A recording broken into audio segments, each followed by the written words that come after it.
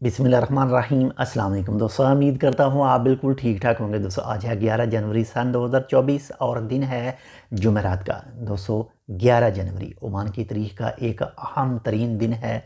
आज की ही तारीख को यानी 11 जनवरी सन 2020 को ओमान के मौजूदा सुल्तान जनाब हैथम बिन तारिक साहब ने जो है इक़्तिदार संभाला था, इक़्तिदार की बागडोर संभाली थी।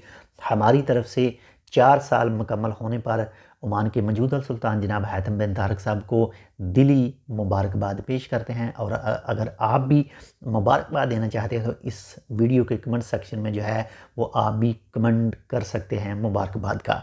बाकी जो मौजूदा माशाल्लाह ओमान के हालात हैं वो आपके सामने ही हैं। माशाल्लाह से जो मौजूदा सुल्तान हैं इन्होंने काफ़ी अच्छे जो फ़ैसले हैं वो किए हैं, जिससे ओमान जो है वो मज़ीद तरक्की की राहों पर जो है वो गामज़न होता हुआ नज़र आ रहा है।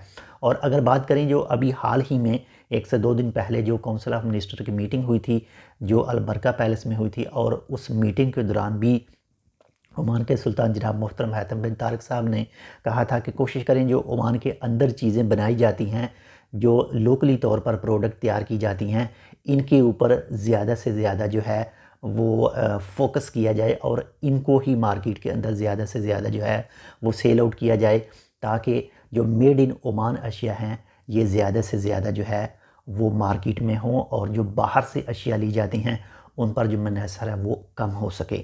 तो इंशाल्लाह मिलते हैं आपसे दूसरी अपडेट के साथ, तब तक के लिए अल्लाह हाफ़िज़।